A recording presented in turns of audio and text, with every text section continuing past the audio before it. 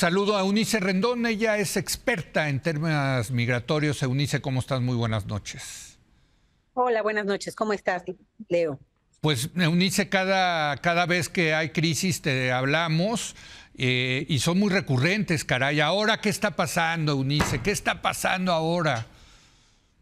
Bueno, Leo, yo creo que es algo que es permanente y que a veces no nos damos cuenta. Es decir, la migración no ha frenado. Sí hubo un pequeño descenso en el fenómeno migratorio en mayo y junio, pero esto, como nosotros lo dijimos desde Agenda Migrante, tiene un trasfondo. Es decir, ante la amenaza y ante la securitización tan grande que hubo en la frontera sur de Estados Unidos, obviamente los migrantes dejaron de viajar por un tiempo, que fue un mes y medio, básicamente. Al término del título 42, había tanto miedo de Estados Unidos que viajara mucha gente hacia allá, que pusieron unos dispositivos de seguridad muy importantes, un montón de amenazas, y eso hizo que redujera en un 50% el flujo. Nosotros siempre dijimos que eso iba a ser temporal, o sea, que tarde o temprano iba a crecer otra vez ese flujo, porque las causas siguen ahí, la gente sigue queriendo llegar a Estados Unidos y simplemente estaban viendo el momento para hacerlo. Pasados ese mes y medio, a partir de julio, agosto, septiembre, vemos ese repunte en el flujo migratorio de personas de distintos países. Siguen estando, digamos, en los flujos muy presentes personas de Venezuela, de Haití, de Cuba. Ahora se suman ecuatorianos también, se suman también muchas personas de África, de India. Entonces, bueno, seguimos viendo una presencia importante y por el otro lado, pues seguimos sin tener una atención integral al fenómeno migratorio. Estados Unidos con el tema político, pues cada vez presiona más a México para hacer acciones de muro, ¿no? Ahora esta idea que tienen de poner una oficina en el sur, a mí me da miedo que esa oficina se convierta en un título 42 o en un Quédate en México, que han sido estos programas abusivos con los migrantes que han dejado varadas a las personas en México, pero que ahora quieren que sea más al sur. Entonces, ojalá que yo me equivoque, pero bueno, creo que la presión de Estados Unidos también juega un papel importante. México hace algunos esfuerzos en algunas vertientes. Nosotros tenemos instalado un grupo permanente con el Instituto Nacional de Migración. Algunos avances hemos tenido, pero creo que sí termina a veces pesando mucho esta presión estadounidense. Y lo más importante, Leo, eso no conviene ni ayuda ni beneficia a nadie, porque la migración va a continuar y mientras no tengamos un modelo y una respuesta inteligente e integral para poder, ahora sí que integrar, incluir a estas personas, pues vamos a seguir viendo este tipo de eventualidades. Totalmente de acuerdo, pero pues cuántos ya años diciendo esto y no ocurre, Eunice. Ahora, ¿qué hacer en el corto plazo? Porque, a ver, esta noticia de que la empresa ferroviaria tuvo que parar sus trenes porque van llenos de migrantes que pueden perder la vida porque pues, se caen o pueden quedar mutilados, pues es dramático esto, Eunice. Pues definitivamente, Leo, pero a ver, aquí hay varias cosas que apuntar. Es decir, a Ferromex apenas ahora le preocupa este tema, porque los migrantes, muchos han muerto ahí en la bestia que se conoce como el tren de la muerte, ¿no? No, quizá no en este tramo que ahora están ellos puntualizando en su comunicado, que va de Irapuato hasta Torreón, ¿no? Hasta Coahuila, pasando por Aguascalientes, pero sí, por ejemplo, en el tramo de Arriaga, en Chiapas, pues hay hasta fosas de los migrantes que terminan muertos en este intento en el tren. Entonces, eso por un lado yo no termino de entender bien qué hay detrás. Tampoco es que han frenado todos los trenes. Nosotros con nuestros contactos territoriales hemos seguido viendo la movilidad en varios de estos puntos. Bueno, entonces eso por un lado. Pero por el otro lado, incluso platicando con algunos migrantes, ellos decían, pues sí, no estamos contentos con que se cierren estas rutas por el tren, porque preferimos, imagínate esto, Leo, preferimos viajar ahí con los riesgos que esto conlleva, a irnos por la parte territorial y encontrarnos con cobros indebidos de autoridades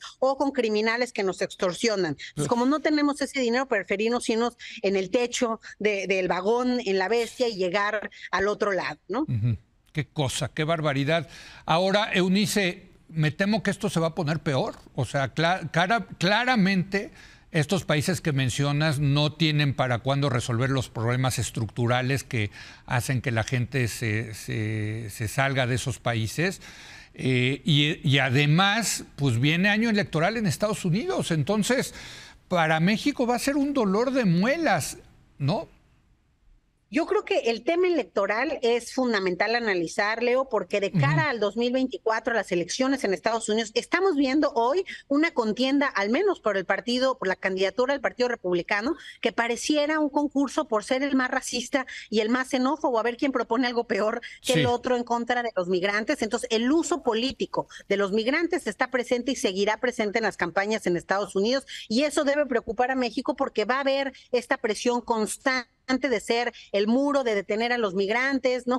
De ayudar en estas políticas inhumanas. Y ni qué decirlo, Estados Unidos, hay que recordar, no tiene relación diplomática con varios de estos países, por ejemplo, con Cuba, o por ejemplo, con Venezuela, y eso hace que México sea pues el país de retorno de muchos de estos migrantes que están intentando llegar a Estados Unidos. Los números también hablan por sí solos. Si vemos tan solo las cifras de la Comisión Mexicana para el Refugio, en lo que va del año van más de 90,000 solicitudes de refugio. ¿Qué quiere decir esto? Que parece que 2023 va a ser el año de mayor número de solicitudes a nivel histórico en México. Hasta hace apenas 5 o 6 años teníamos 3,000, 4,000, 5,000 solicitudes de refugio. Los últimos 3 años hemos cerrado con más de 100,000. Parece que este año pudiéramos llegar hasta 140,000, 150,000. Y pues no hay este modelo que integre a las personas de manera más adecuada. Ni siquiera que haya una respuesta pronta de la autoridad. Por eso hubo la trifulca en Tapachula, porque la gente está desesperada,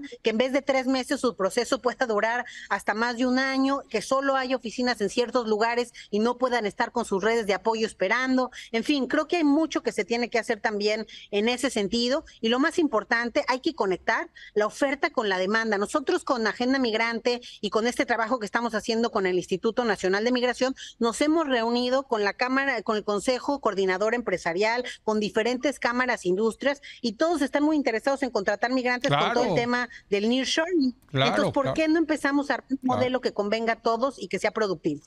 Eunice, me queda un minuto. Quiero que nos cuentes también los migrantes mexicanos. También entiendo que ha subido la migración de mexicanos. O sea, esto no es un tema nada más de venezolanos, haitianos, cubanos, indios, en fin. También los mexicanos, o sea, los nuestros, vaya.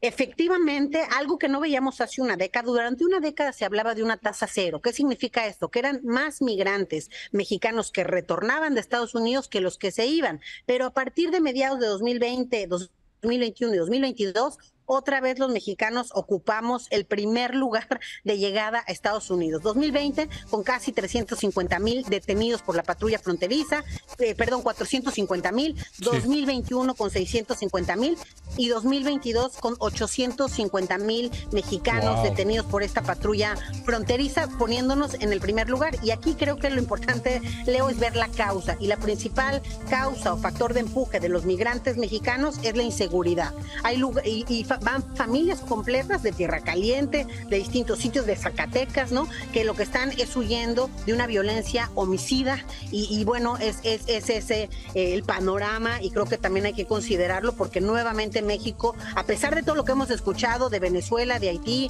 de Cuba, México es el primer lugar de llegada a Estados Unidos hoy. Pues muchas gracias, querida Eunice, que como siempre eres tan generosa para compartirnos y tratar de entender lo que parece a veces inentendible. Gracias, Eunice. Muchas gracias a ti. Buenas noches. Regresamos.